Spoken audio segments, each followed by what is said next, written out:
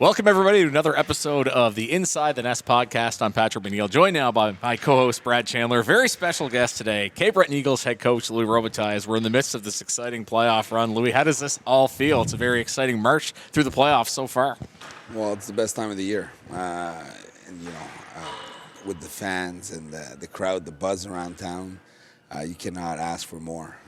It's been great. It's been a good year so far, and now we're heading to the most exciting time of the year. First is the playoff, but now when you can make it to the Final Four, it's something special.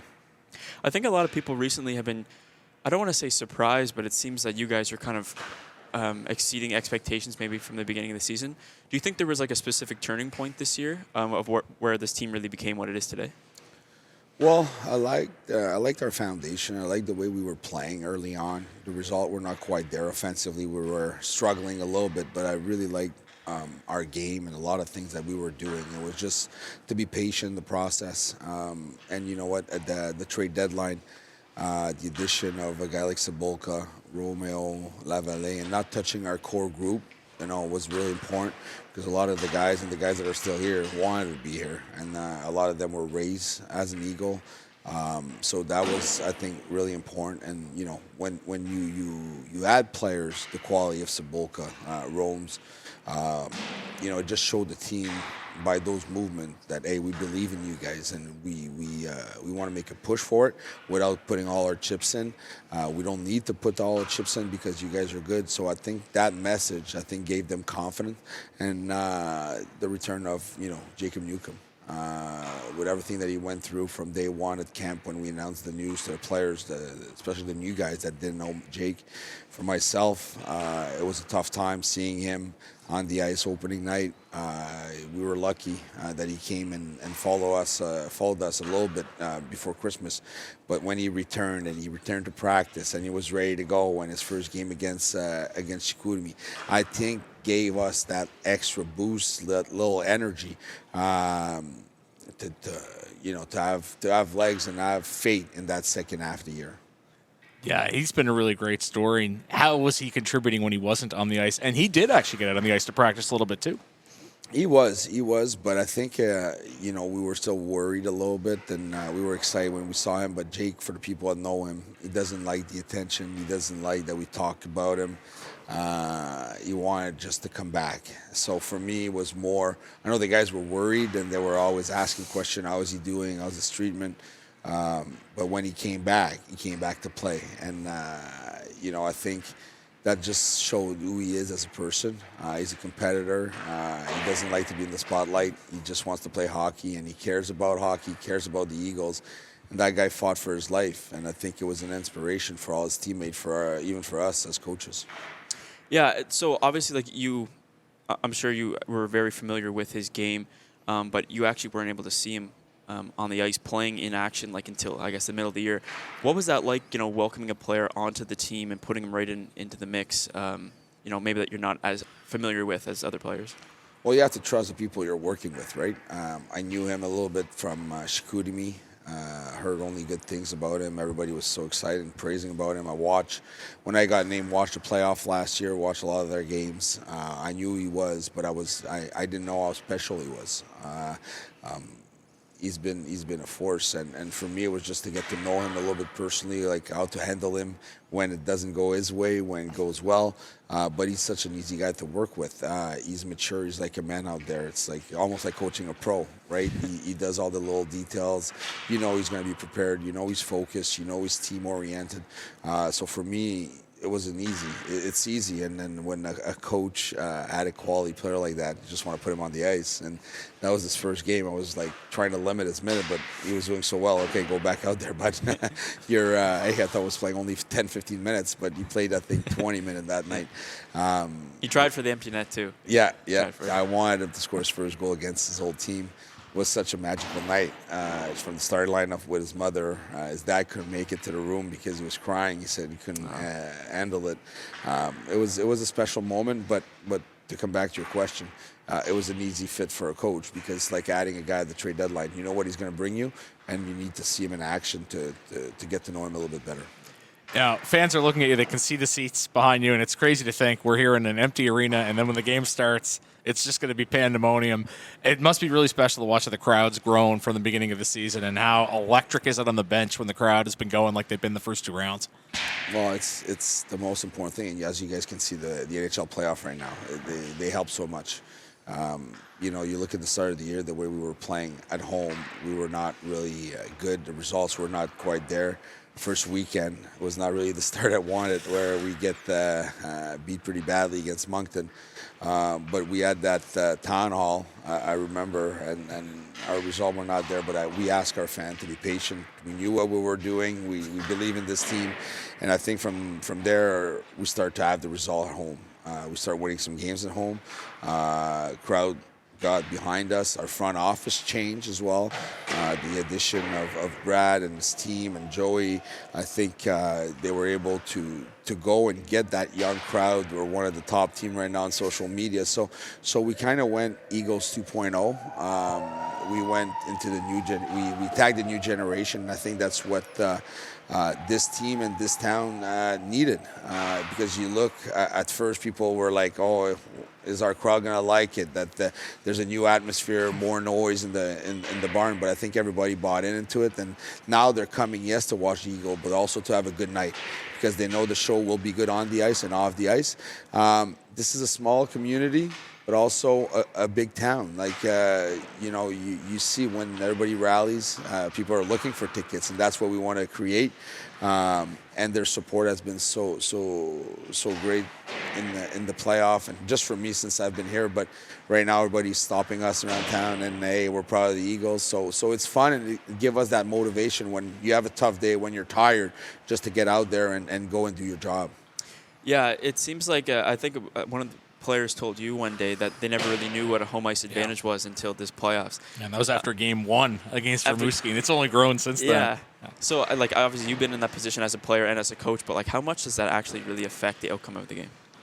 It's huge, because you make it your home. Now the visiting team, they don't know the atmosphere. They don't know how loud it's going to get. Now you get the young guys. In this league, there's not a lot of guys that have a lot of playoff experience. So when you're playing a team, and they come in here and it's packed, now they get a little bit more nervous.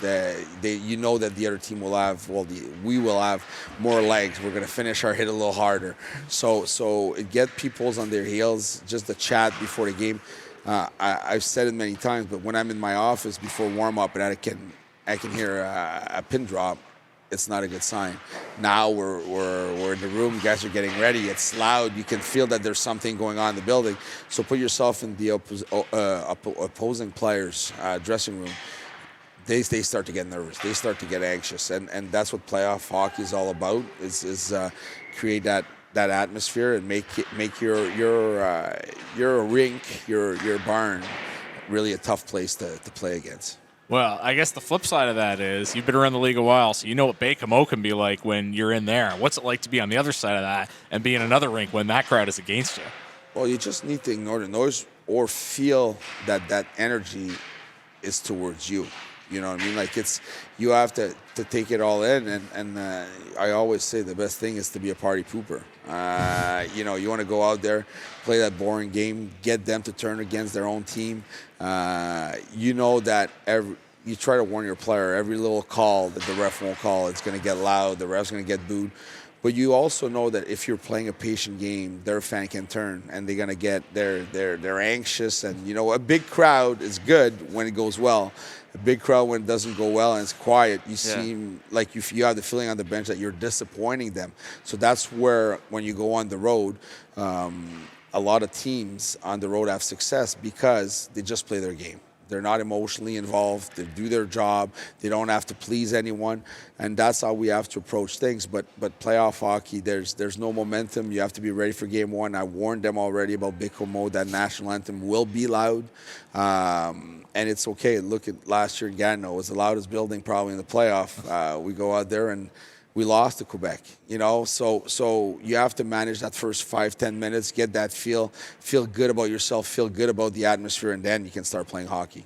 Yeah, you played in this league. I guess it was in a different generation than now. When I hear about, stories of when, I guess, your era of when you played, crowds were a big thing. Do you remember, like, what were the crowds like back then? Do you find there's much of a difference from then till now? Oh yeah, they were allowed to do a lot more things. Especially in Quebec, right? Yeah, we played a series game 7 in Gatineau against Benoit and Charlie Henry, and that's the year of Max Talbot when they won the following year. That game 7, there was a ghost following our goalie behind the net. We lost game 7. We were getting golf balls thrown at us. It was it was something unique. But now in today's game, the fans are a little louder, but they're more respectful, I would say. That's the biggest thing. But you look at the numbers in today's game compared to back then. We're always talking and referring to the good old days, right? It was always good in the back then. But you look at today and you look at the numbers are so much better. So there's some goods, but back then it was probably even a little tougher to go on the road. And in Quebec, it seems like, too, that from what I've noticed from my short time in Quebec, that it's definitely a different feel. I feel like people are more animated. Would you say that's true, where they react to everything, good or bad? Yeah, I think here in the Maritimes, people are coming to watch and enjoy the game. Compared to a lot of Quebec teams, they're coming to have a party and to yell and boo at the opposing team. They're maybe a little louder, but we have that sense right now here. In the playoff, I think our crowd's doing a really good job doing that. But you're right. It's different atmospheres, like playing in the NHL when you play a Canadian team and you play an American team. The home ice is always a reflection of how the people in the city lives and how respectful they are, or what type of city you're in, right? I think the fans feel part of it, and I think a big part of that too. We talk about social media, but also those post-game videos are fantastic. How did the idea come to make those public? And you look like you're having a ball in the dressing room doing those too. Well, I'm always scared when I see Brad there with his camera because my English is not really good. And then I played for Bruce Boudreau, if you remember his famous speech in Washington. He used the F-bomb quite a bit. So for me, I thought the F-bomb was part of the English language, so I use it pretty frequently. It's all about emotion. And to have that open door to our fans so they can see behind the scene. I know even as a player, I'm watching those behind the scenes show, like how the coaches do their practice, their pregame speech, how the players mingle among each other, how they prepare for a game. These are the video I like to watch on social media, so I'm sure our fans like it and get that proximity. Even though they don't know me, they know a little bit how I do things. Obviously, there's things that they don't see. But you know what? That was important for us as an organization to get closer to our fan in the community, but also on social media, because a lot of them cannot come here, but they want to know what's going on. So to give them that access, I think it's been really good. Yeah, it definitely makes my job a lot easier when he doesn't swear. So I don't have to cut out as many things. But can you imagine, though, being a kid that might get drafted to Cape Breton, they see those videos like, oh, that looks like Louis shaking the trident again. That looks like a fun place to play. Let's shake it a little bit more now. We have 8 more times to do it. I guess in general with media, you're very comfortable in front of the camera. Why is that? Why have you opened up that door and let people in as much as you have? I don't know, maybe because when I played, that personality made me go to the microphone quite a bit. I got used to it. But it's something that came along. I was fortunate to be coach GM in this league in a big market where there's a lot of cameras. So I got comfortable around it, and maybe just my personality where I like to talk. And but I also understand that that's the new age hockey where you need to tell people why you're doing things. We talked about partnership and communication, so it's important for our fans to hear from the head coach, from the players, and you know what? Maybe I enjoy it. And you played in the Q, you coached in the Q, but your entire career was in the Quebec side of things. Obviously, different experience to come here. Why Cape Breton? Obviously, I'm sure they approached you, but why were you able to just kind of jump head feet in, and why did you want to come to Cape Breton? Because of Sylvain. That was the first thing. If Sylvain's not here, I'm probably not here. I have so much trust in him. I believe in him, and I thought where I was in my career, I needed to be to focus on coaching and to be supported by a GM that has the experience, that's going to be able to challenge me at the right time, that knows the game, that's a proven winner. Because there's a lot that I need to learn. I haven't won yet as a coach, so I wanted to keep growing as a coach, as a father, and we were talking to people, and all we heard about Cape Breton is how good of a community. I know a lot of people say it's far away, and I know when I drove, and we made that joke with the Tesla, where I had to stop 10 times to put electricity in. After Antigonish, there's no more charge, so we were scared to make it here for camp. But once you get here, it's such a pleasant community.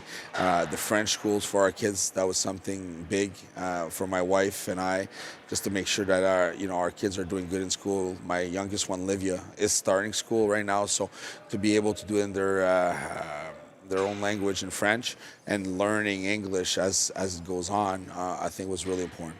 Do you find it much of a difference coaching in Quebec compared to the Maritimes? Yeah, coaching in Quebec, I would say it's like coaching in Canada and the NHL.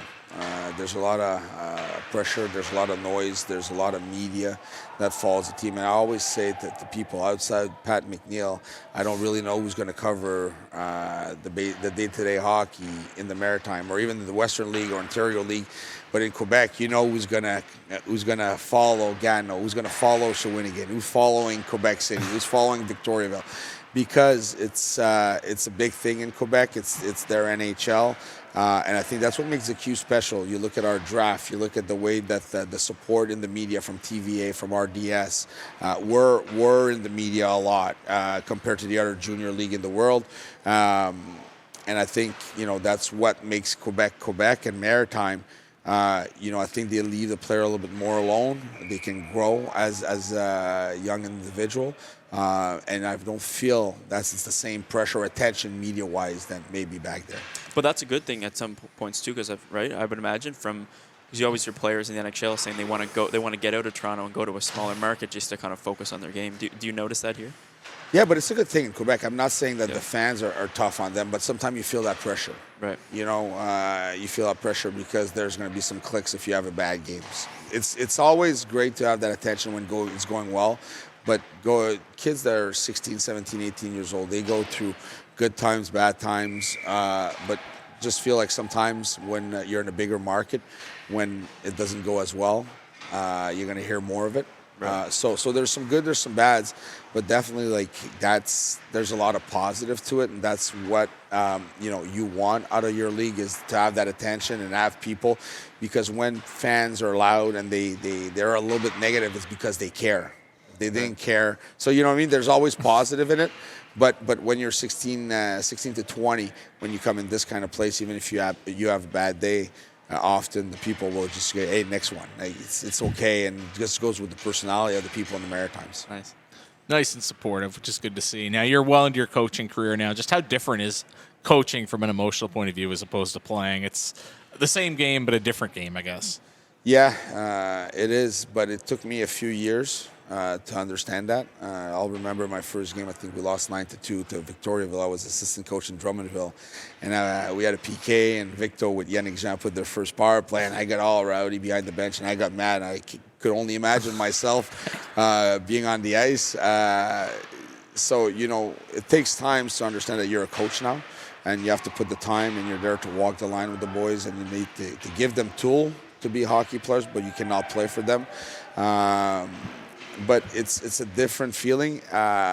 Emotionally, it's tougher sometimes because you don't control the outcome. Once your game plan is set, you're preparing the team. It's a different feel, right?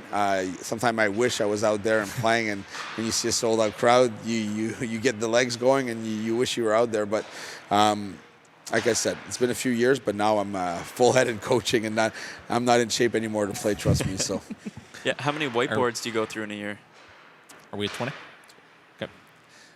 How many whiteboards I go through? Yeah, I heard a lot. Well, that's because of the trainers. they leave them on an angle right there. So they're like, we cannot yell anymore at the refs. So sometimes I just have a bad step. Maybe I'm not a good dancer, but I step on them quite a bit.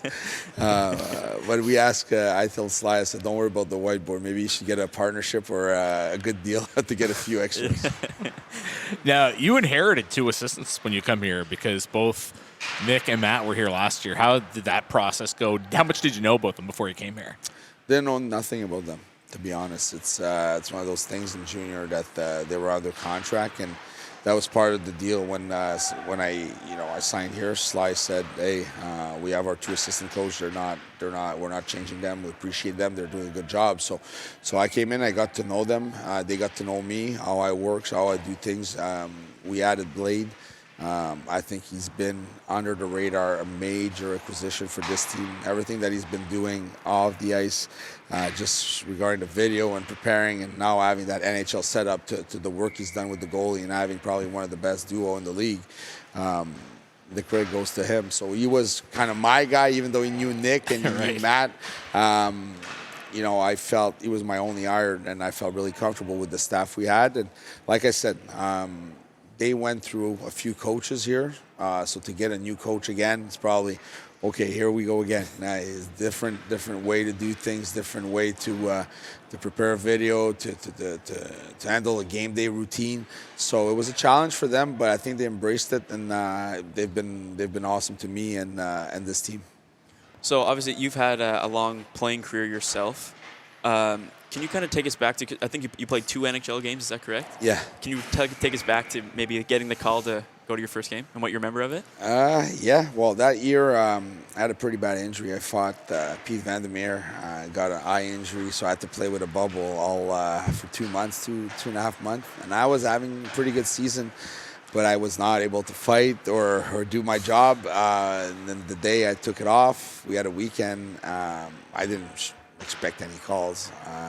I knew the Caps were playing in Montreal, but I remember the Monday afternoon, we went, and a few of the guys went to the Chinese buffet in Hershey. Then I went for a nap, and then I got 3 or 4 missed calls on my phone, and then Mike Green came back and knocked on my door and was like, "Hey, sweet, you got called up. You have to call back right now. We have to go get our gear. We're going to wash." I'm like, "What?" And I thought it was a joke. So I call back. Doug Yinks, he's like, "Yes, George Moore is looking for you. You're going up. You're playing tomorrow night against Florida, so you need to be in Washington tonight." So I'm like, "Okay." So we went out there to the Giant Center, packed my gear, and then went off. Good night of sleep. And then the next day in the morning, we had a morning skate, and I'll remember for the rest of my life. It was a 3-man weave starting to the end. Goalies, Kolzig was getting warmed up, so lefties were on the right side. Then Brian Sarby gave me a pass. Fumbled the puck. Then start over again 3 or 4 times. I couldn't handle a pass. I'm like, okay, here you go. My first game. I won't play it. I'll be LT scratch. But it went well. Fought my first in the first period. Who'd you fight? Serge Payet, who's now an agent, who's Jacob Milota's agent. Oh, wow. I hit Jay Bomeister, and then he came flying. But it's one of those things. It's a dream, because I was a marginal player. I was a defenseman, junior defenseman my first 2 years. Moved up front in 2005, and now to get a call in that same year as a forward in the NHL, it was pretty unique. And then after that, I got sent back down. Then I got a call back towards the end of the year. So to have 2 different call-up was big, and something that you cannot really describe. What year was that? 2005, 2006. That was the first year of Ovi. After the lockout? Also, Ovi was there? Yeah, that was Ovi's first year. That year, we won the Calder Cup also in Hershey. So that was a big year, playing your first NHL game, winning the Calder Cup, living in Hershey. And Hershey's such a good community. Hershey is really similar to here, another big town, 10,000 people every single night. Wow. And they're doing well right now again. But no, that was a turning point, I would say, in my life also, because this is where I met Caden's mother. Hershey's it's the second place for me, second home.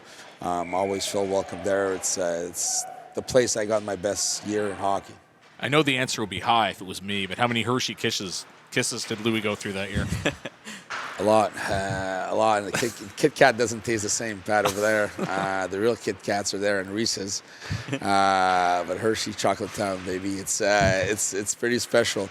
Even when we were on the road, you go to the Hershey Lodge, and they put kisses on your pillow. I'm like, okay, I like that place. Yeah, I would have liked playing there too. Yeah, I bet you would. What was it like playing with Ovi? What was he like in those early years? Or I guess that first year. It's one of those things. Didn't play with him a whole lot, Yeah. but you knew it was special. he was coming to camp. We had Alex Semin also, a Russian-born player, and Alex. We were looking at him. Is he the first overall? He was so skilled. He was unreal shot. And then when Ovi, the real game started, even though he was 20, he was hitting hard. He was shooting the puck, and you knew all the attention. We already had that rivalry with Wilkes-Barre going on. We were winning in Hershey. Wilkes-Barre was not winning, and Pittsburgh won. So the Stanley Cup. So there was our natural rivalry between Crosby, Ovi, Washington, Pittsburgh. But right off the bat, you could tell he was a special guy, and he was really close to the young guy, to the Sutterby, Eminger, Boyd Gordon. They're all guys that we grew up in the Washington organization. And he had to take, that was a good story, he had to take Steve Eminger's jersey. He had number 8, and then he came to camp the following year. He just came in the stall, it was 44. They didn't ask him. They gave number 8 to Ovi. I think it's a good trade-off. Yeah, I think he'll take that. You can't complain too much about that. You mentioned, you thought it was a joke when you get called up. Did anybody actually prank you at any point when you're in the AHL? Did you ever get any fake call-ups? No, it's not something that, Not that they did to me. Maybe I was not good enough, so they used that joke to somebody else. I was people say I thought it was a joke. I'm like, well, does that ever actually happen? But people are too considerate for that, I guess. Yeah, you talked about Ovi. Obviously, he would be up there, but who would be some of the better players you would have played with that stick out in your memory? Well, for me, the best player I played with is Frederick Cassivi. Freddie Cassivi, goalie. Played in Halifax a little bit. Was a later boomer in net. Played for St. Jean as well. Came in. Played for the PEI Senators, but he was a veteran. And then when I got to Hershey, the way I was playing, the way I was carrying myself off the ice, I was, big personality. Freddie was really a mentor to me. And he was towards the end of his career, and he was the MVP when we won the Calder Cup. He was unreal as a person, as a father, as a goalie. So for me, he was probably the biggest difference maker I've seen in this league. And the other one is Thomas Fleischman, because we're talking here. I played with a lot of good guys, but guys that we went through stuff together. And Fleisch was a young guy. I think he was traded against, was it Robert Lang in Detroit? But he came in from Detroit as a second-round pick, and then at 20 years old in our Calder Cup run, he was the best player on the ice offensively. They had that line with Graham Mink and Chris Beach, and they were just unreal. And Fleisch was really, even though he was 20 years old, take the control of the game. You've told me in the past that you were good friends with Alex Semin. What are some of your favorite memories from him?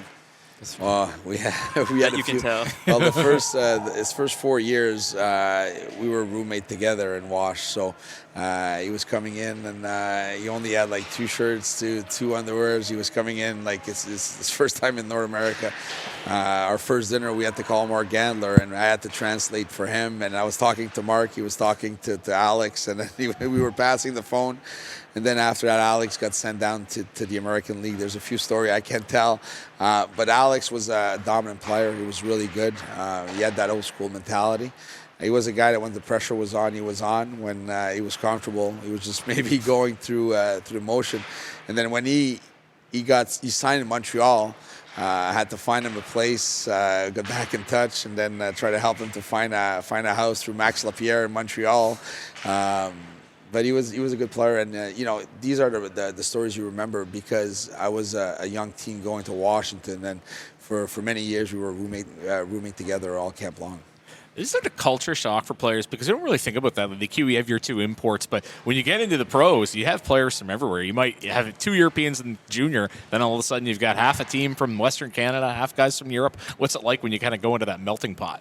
Well, that's the biggest challenge to build a team with that, and there's the age differential. That's why Freddie was so big to me. JF Fortin, we had a few French guys. I remember François Méthode, like back in Portland, who took me under his wing. But that's the biggest challenge, because there's a few guys like me. I'm French. I didn't speak any English at all when I started there. So it's tough to build relationship, right? And then you have 2 or 3 guys from Czech Republic or Czechia. They hang out together. 2, 3 Russians. So that's the challenge. And in the pro, you don't hang out as much off the ice. Guys do their jobs. Some guys have families. Some guys are young. The 2 or 3 of them live together. So the different mindset. But I can relate to that in junior. When you have, like this year here, we have a few French guys. It's a culture shock. You have to understand they miss their native language. They miss being at home. They're only 16 to 18 years old. So naturally they're going to go towards the French guys. Naturally, a guy like Milota will go toward Tommy Sabolka, right? It's a natural fit. But after that, when you have leadership that can bring those little group and be a team, and that's what we've done here with Bigger, Shorty, Ali Hood, Thomas Lavoie. I felt like there's a lot of guys in that room that bring that locker room together. Obviously, fighting was a big part of your career. How did you kind of transition into that? Was that something you realized from an early age that was kind of maybe your where your calling card, so to speak? I don't want to pigeonhole you, but Yeah, no, I think in junior I wasn't more of an agitator, an instigator. I had to fight. I was fighting here in the queue, but it was not my go-to. I was a good defenseman. Went to the All-Star game. I was a good defenseman. But after that, you get to the pro. It's a jungle out there, and you need to make room for yourself. You need to create yourself an identity, a calling card, and you say hey, when you're not in the lineup, what are we missing? Because if you're just one of the guys, they're gonna change you year after year, or you're not. The team won't miss you, and it's going to be tough for you to make your own path. So I created that role. I had a few good model in that regard. A guy like Darcy Verreau, who's probably the best at it, the biggest agitator the American Hockey League ever saw. Then I created myself a role. I started liking it. Then I never shut up. I have a big mouth. I like to go under people's skin. But back then you had to answer the bell. And trust me, I had a lot of fights. Didn't win many. There's a big sign in Wilkes-Barre. I think it's still up today. The turtle, Roby Turtle. They were even selling the T-shirt, Roby Turtle, because I was pretty scared of Dennis Bonvie. So I was getting under his skin, and then I was just dropping on the ice, and I had the turtle. But you know what? It was all about the team. We were ready to get beat up and take punches for our guys. When it was time to show up, I had to show up. Probably didn't hurt a lot of guys, but I was trying to do my best. Did you have a rival in the league? Because it seems like a lot of fighters, they have that one guy that they fight all the time. But did you have one of those?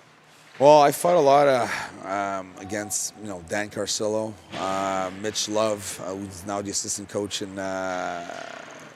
Washington. I was more of a middleweight. But my biggest rivalry was probably with Dennis Bonvie, because he tried for so many years to beat me up, and I gave him his last fight in the playoff. I'll remember I asked, I think it was Paul Bissonnette, we're at Wilkes-Barre against Hershey. He said, look at his bench, he was all excited. He's like, I can finally beat him up. And then Dan Bilesma said no. Then Dennis came over. I'm like, sorry, Dennis, your coach doesn't want to fight. You guys are winning. And I see their coach saying yes. I'm like, oh no. So I had in the playoff, you have to do what you have to do. So we had a long square off. He stopped in the middle and he looked at me. He's like, I've been waiting for that moment for a long time. Won't lie, I was a little scared, but it was part of my job. And you know what? Now that my career is over, we crossed paths with Dennis. I sent him a text message when he was inducted to the Hockey Hall of Fame for the American League. I saw him when he was a scout for Boston last year in Ottawa. It's all good because I feel back then we understood what an agitator was, what was his job, what was his role. And now that our career's over, we have respect for either the fighter or the agitator. Do you keep in touch much with maybe teammates or guys like that you maybe have fought with later in life? Yeah, we do, but we always have, you always have your own path, and guys go out, they coach, they scout, but every time that we see each other, or you see people that you played against or with, it's always fun. The NHL draft is an example where a lot of the hockey world is all at the same place, so we can see all of us and remember stories, share a few good stories. Yeah, when you're playing, do you ever think the guys think about that, what it's going to look like in the future? Oh, this guy's going to be a coach. This guy's going to be an agent. This guy's going to be a broadcaster. Is that something you think about when you're playing? No, not really. You can tell that some have better IQ than others. Some likes the game more than others. Some are into finance. As you're playing, they look at the USA Today and the stock market. They go their own path. But at the end, we all embrace our career and we're all proud of what we've done. And when you can go back out there and talk about it, it's always good memories.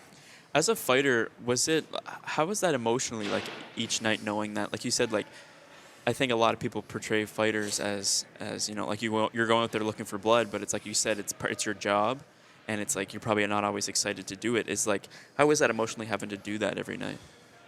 Me, I was scared sometimes for just not to get hurt because I was such an agitator, you never know where it's going to come from, and you know that a lot of client can come and shake you up.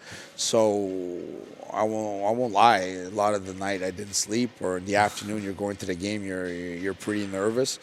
But as long as you understand and you accept and you do it for yourself and for your team, and you're not forced to do it, you're okay. And for me, it was always the best time. But like that emotion, that being nervous, it was part of the way I was always prepping for a game, so it was normal.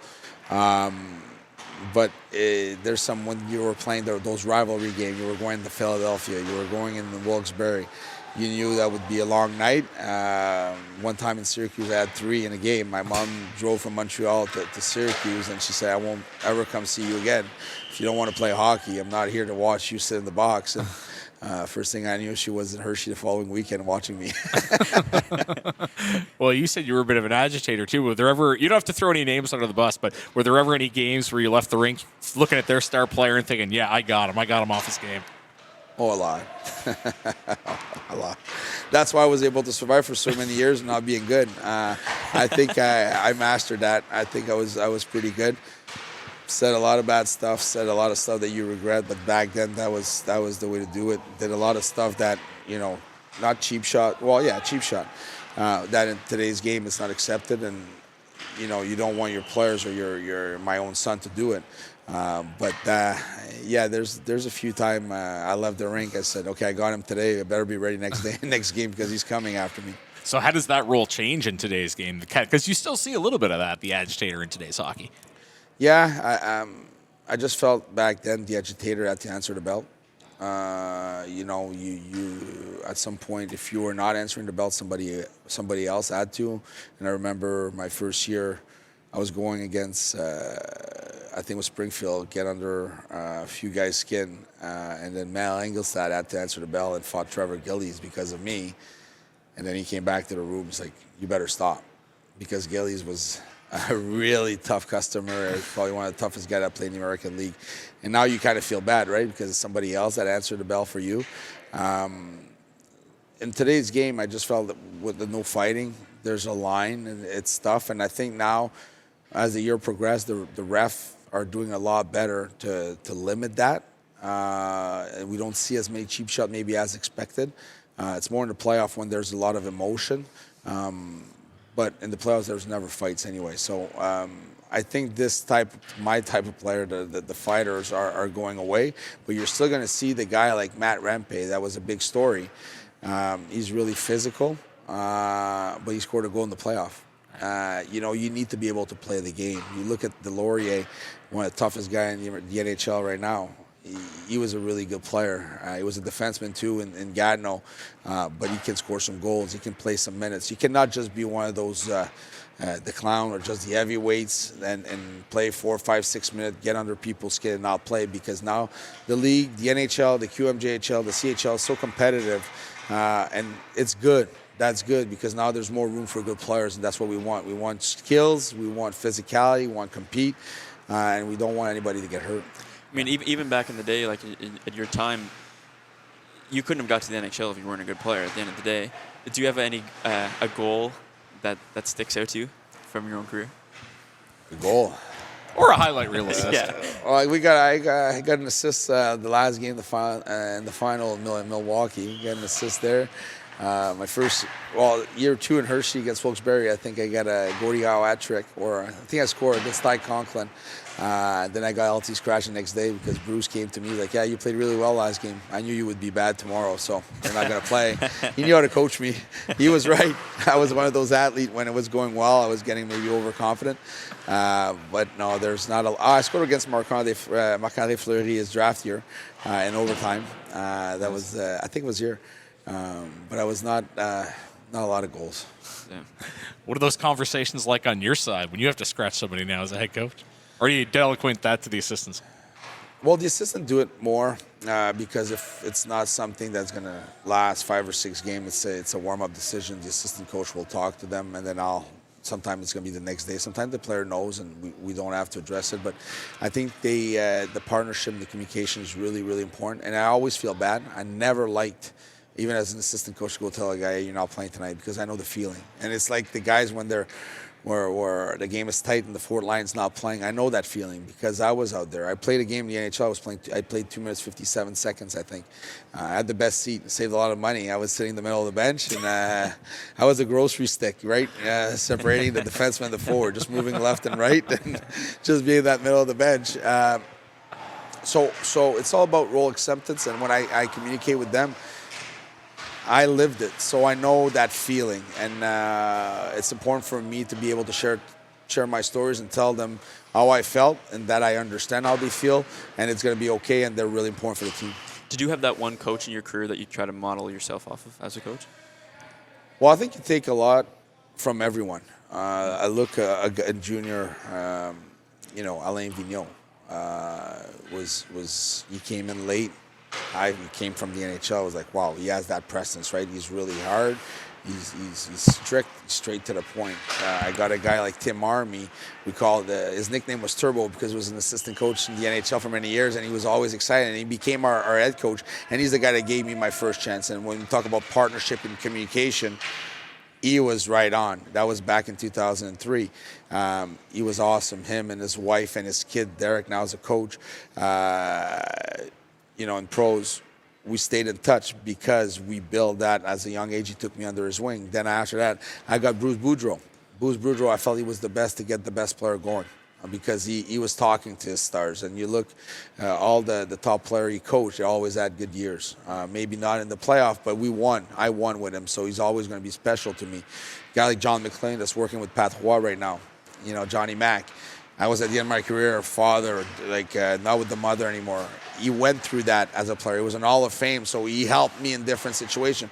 So everybody in the hockey world have their own stories, and when they're in a leadership position, they can relate to you, they can help you in some ways. And now as a coach, you try to take a little bit of everybody. And now, even with my experience as an assistant coach for Hockey Canada, a guy like Dave Cameron, the guys like Strucci I coached with, Michael Dick, Dennis William, these guys, they went through different stuff than you did. That's experience. And then, you need to talk, you need to share, you need to know how to handle different situations because you didn't live everything. I didn't live everything as a coach or neither as a player. So when you share stories and a little bit how they handle different situations, it helps you now attack when you're going to face that situation. How much of being a dad helps you being a coach? Because obviously Caden's pretty much the same age as a lot of the players on the team. Or he's getting there. Yeah, it helps a lot because I know how they handle things. I know what they do now the night before, how they prepared now. But it helps because you always put yourself, not put myself when I take a decision or I speak to someone, imagine that coach doing that same thing to my son. Right. It's that you have to keep in mind. I've been raised with hard love. It's okay to say the truth, and you know that when you say the truth, it's because that person cares. My dad and my mom were never shy to tell me when I screwed something up, when I did good things. I knew, regardless, they were proud of me, and that's how I am with my son, and that's how I am with my players. Sometimes it's gonna hurt, or it's there's no drama, there's no detour. I'm gonna be straight to the point. I'm gonna tell you, you did something bad here. We need you to be better, but that doesn't mean I love you. I don't love you. I love you. I care for you, and I want you to be better. And that's where when the player understands that you're doing that for them, that's where you can go to the next level. That's how I approached it with the players. Well, that's probably as good a note to end on as any, but I'll ask because Caden is here. He's playing with the Rush, and your whole family's here. How has the family enjoyed life in Cape Breton? Unreal. We knew we would be comfortable, but to this point, I would be lying if I would have said yes, we were expected.